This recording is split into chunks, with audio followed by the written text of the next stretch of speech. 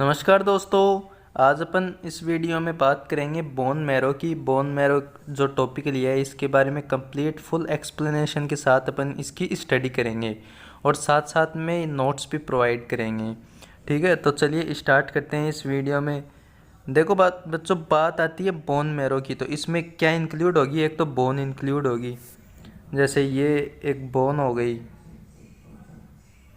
इस बोन में ये जो पार्ट होता है, ये जो बाहर का जो पार्ट होता है, इसको बोलते हैं कॉम्पैक्ट बोन। इसको कॉम्पैक्ट बोन बोलते हैं बच्चों, कॉम्पैक्ट बोन।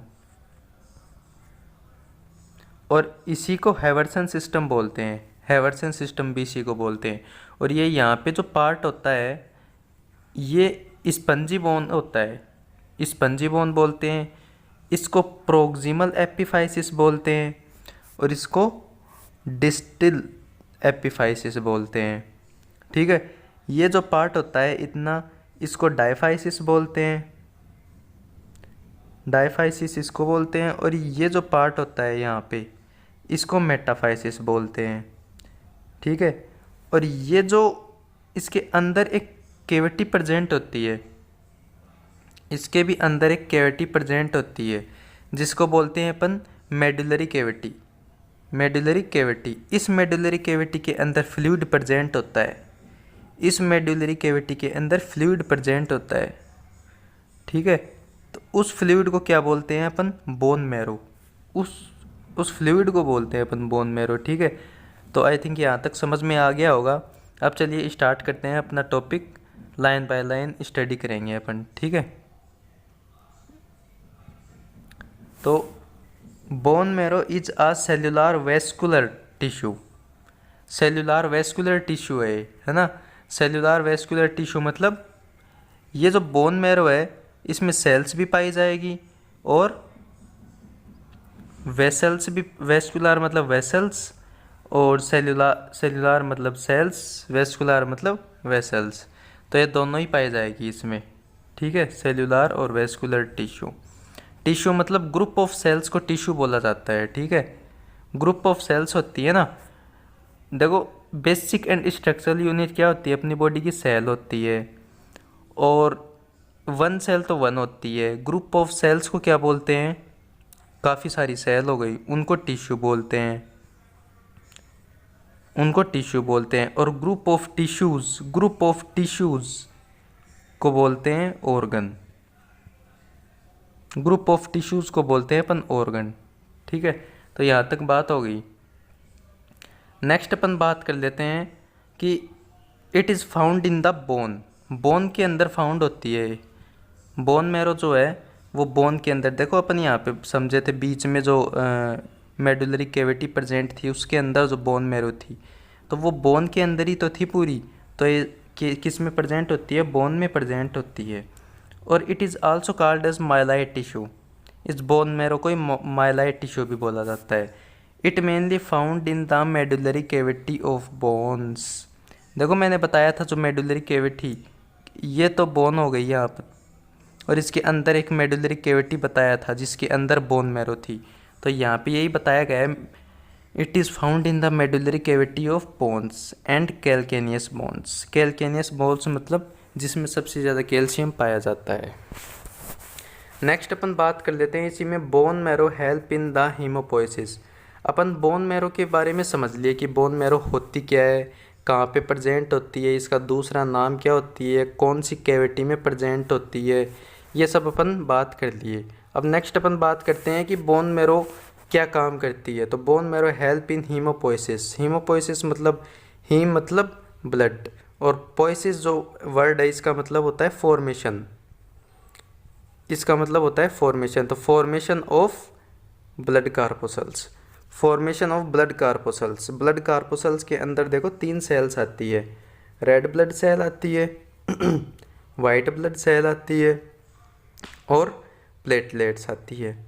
इन तीनों का नाम अलग अलग एक और होता है। कौन कौन सा होता है? आरबीसी का नाम क्या होता है? Erythropoiesis, sorry erythrocytes. और इरिथ्रोपोइसिस इसके फॉर्मेशन की प्रोसेस को बोला जाता है इरिथ्रोपोइसिस।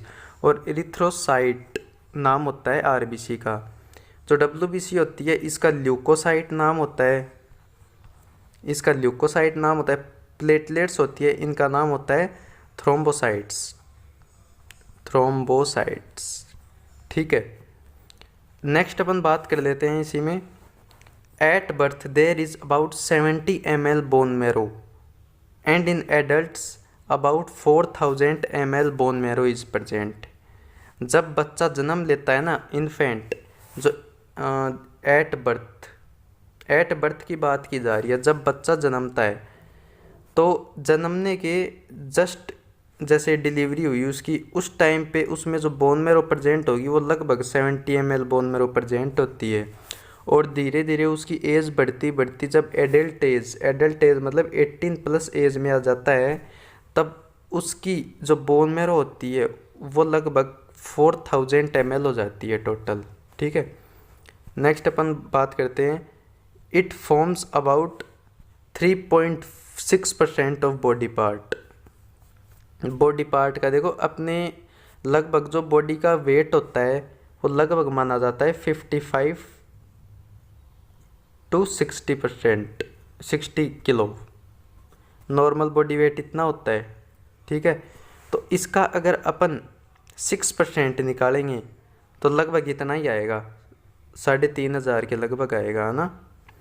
तो ये 4000 ml है। तो ये बताना चाह रहा है कि ये जो बोन मेरो है ये अपनी टोटल बॉडी पार्ट का 3.5 से 6% पार्ट कवर करती है। ठीक है, नेक्स्ट देख लेते हैं। In foetus and in newborn, जो फिटस होता है या फिर न्यू बॉर्न होता है।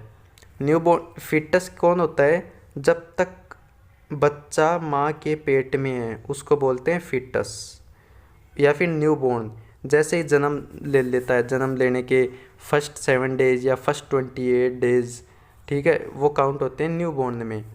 All the bone marrow is active while in adults, half of it active called RBM and rest is inactive called YBM। देखो, जब बच्चा जन्म लेता है या फिर जब तक बच्चा माँ के पेट में रहता है तब तक उस बच्चे में जो पूरी जो बोन मेरो होती है ना, ये देखो, ये अपनी बोन हो गई, ये हो गया मेडुलरी कैविटी। इस मेडुलरी कैविटी के अंदर जो बोन मेरो थी, ये पूरी बोन मेरो जो है वो एक्टिव रहती है, पूरी बोन मेरो काम करती है।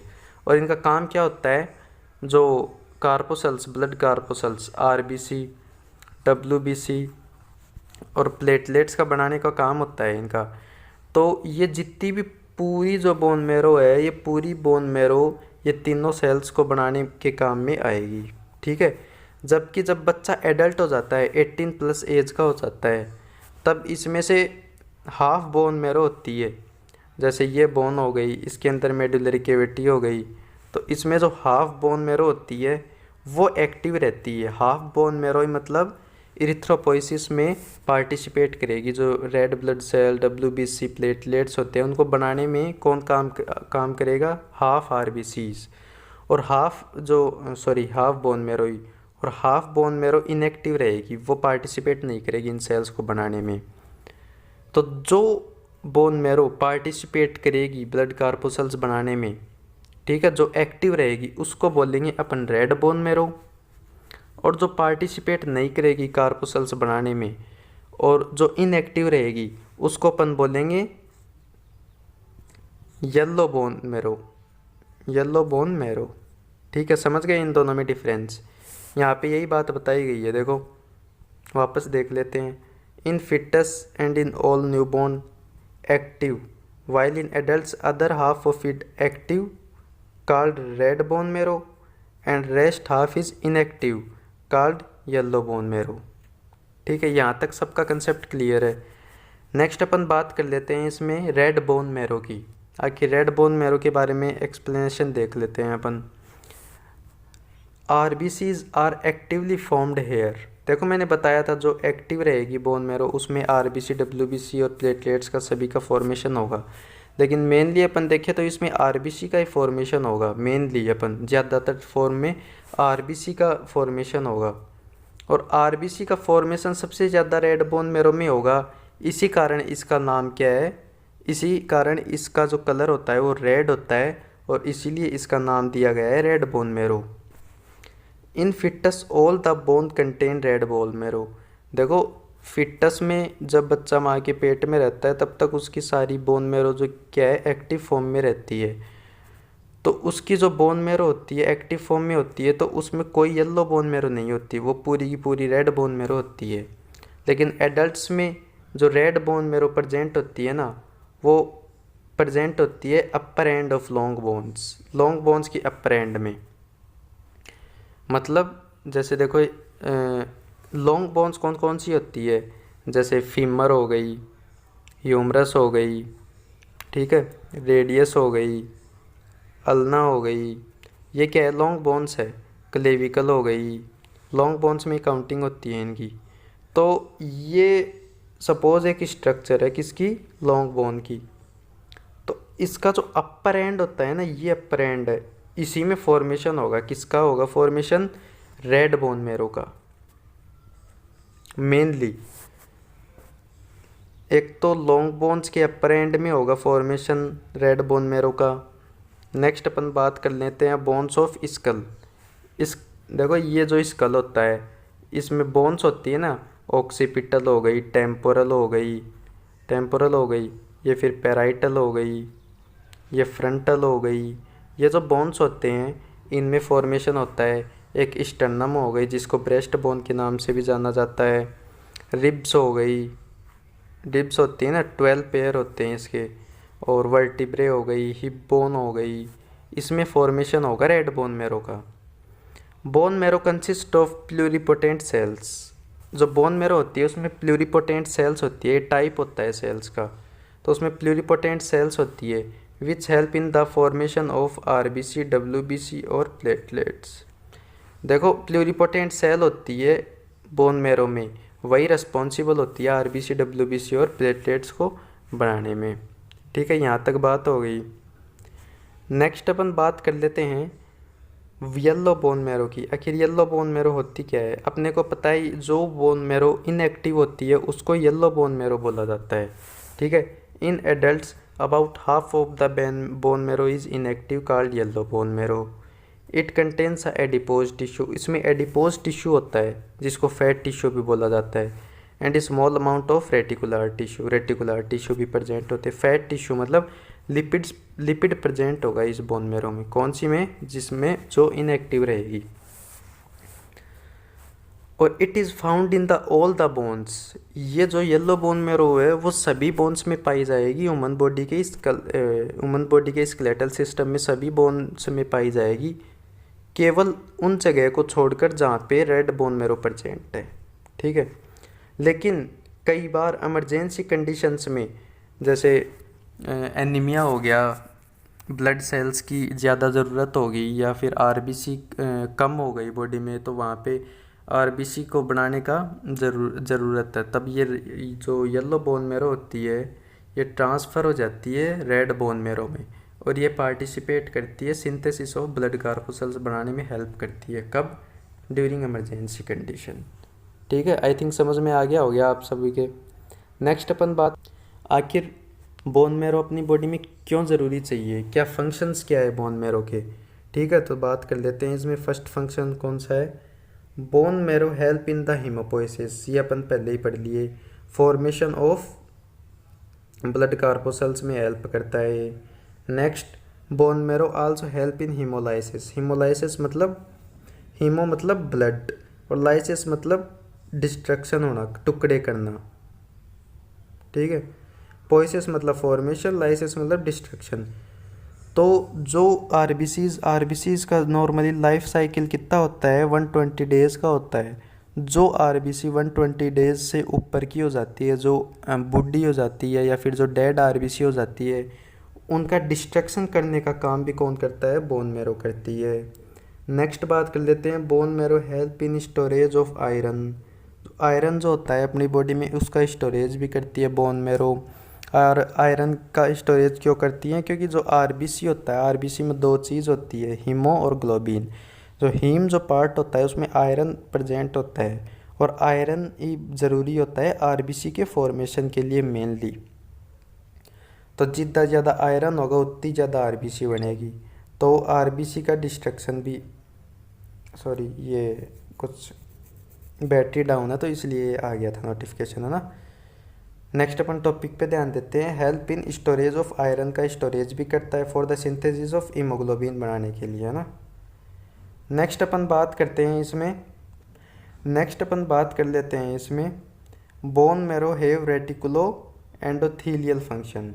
Reticulo endothelial also help in phagocytosis by the help of macrophages. ये वही बात आ गई जो सेल्स वगैरह डाई हो गई, जो डेड हो गई, उनको बाहर निकालने में, उनको स्प्लीन तक पहुंचाने का काम भी कौन करता है, बोन मैरो करती है।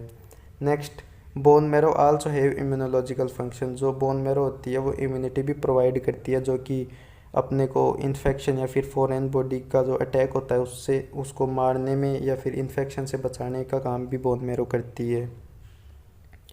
यहाँ तक आई थिंक किसी को कोई डाउट नहीं होगा। अगर डाउट है तो कमेंट बॉक्स में कमेंट कर दे, मैं डाउट उसका सोल्व कर दूंगा। नेक्स्ट इसी में अपन बात करते हैं bone marrow, bone marrow transplant की, है ना। बोन मैरो ट्रांसप्लांट की बात करते हैं अपन।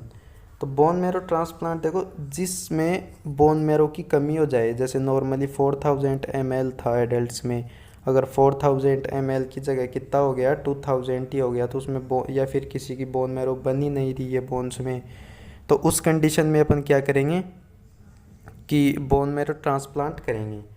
Bone marrow transplant is a process by which bone marrow of a suitable donor, कोई एक सुटेबल डोनर होगा, is transplanted into a suitable recipient. एक देने वाला होगा बोन मैरो, एक लेने वाला होगा। And it is done for the treatment of bone marrow failure. Bone marrow failure मतलब जिसकी बोन मैरो बन ही नहीं रही। एंड इज एक लाइफ सेविंग प्रोसेस है। It can also be done for the further treatment of aplastic anaemia और leukaemia. देखो aplastic anaemia होता है, इसमें जो WBC, RBC और प्लेटलेट्स, इन तीनों का काउंट क्या हो जाता है, डिक्रीज़ हो जाता है। तो इसको बोलते हैं एप्लास्टिक एनीमिया। और ल्यूकेमिया में क्या होता है, जो WBC का काउंट है वो डिक्रीज़ होता है, ओनली WBC का काउंट डिक्रीज़ होता है। WBC का काउंट डिक्रीज़ कैसे होता है, जो मैच्योर जो WBC होती है ना, उनका काउंट कम होता है, और जो इमेच्योर WBC होते हैं उनका काउंट इंक्रीज़ होता है। इस प्रकार से होता है। बोन मैरो ट्रांसप्लांट की अपन बात कर लिए। नेक्स्ट अपन बात ल्यूकेमिया की अपन ने बात कर ली है। ठीक है दोस्तों, तो आज का टॉपिक अपना यहीं तक था। बोन मैरो के बारे में अपन जाने कितने टाइप की होती है, इन्फेंट्स में कितनी होती है, एडल्ट्स में कितनी होती है, अगर किसी में बोन मैरो बन नहीं रही तो क्या करना पड़ेगा, बोन मैरो ट्रांसप्लांट करनी पड़ेगी। आपको ये वीडियो समझ में आई हो तो आप लाइक तो करो ना करो, लेकिन कमेंट ज़रूर करके बता देना, ताकि मुझे पता चल जाए कि क्या क्या इम्प्रूवमेंट करना है और क्या क्या कमी है। ठीक है, थैंक यू। और अपनी वीडियो को अगर आप वॉच की हो तो सब्सक्राइब करना ना